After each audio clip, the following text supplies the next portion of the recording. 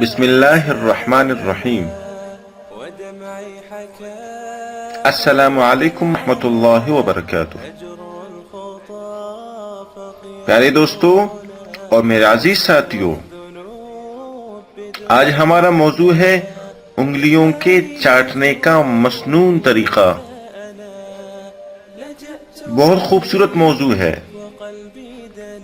آپ صلی اللہ علیہ وسلم پہلے بیچ کی، پھر شہادت کی، پھر انگوٹھا چاٹا کرتے تھے۔ انگلیاں 3 مرتبہ چاٹنا سنت ہے، 3 انگلیوں سے کھانا بھی سنت ہے۔ یہ روایت مسلم شریف کی ہے۔ آپ صلی اللہ علیہ وسلم نے 5 انگلیوں سے بھی کھایا ہے۔ گرے ہوئے لقمے کو اٹھا کر کھانا سنت ہے۔ شیطان کھانے کے وقت بھی آتا ہے۔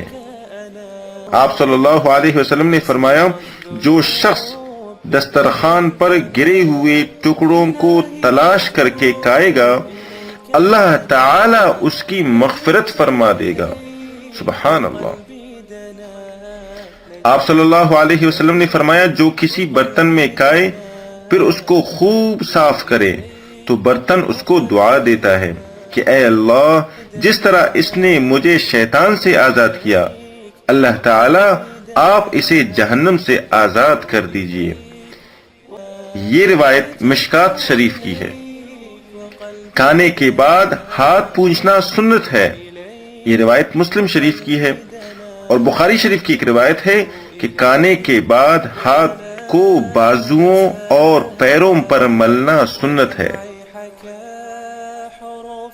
اور مشکات شریف کی ایک روایت ہے، ہاتھ دھونا بھی سنت ہے۔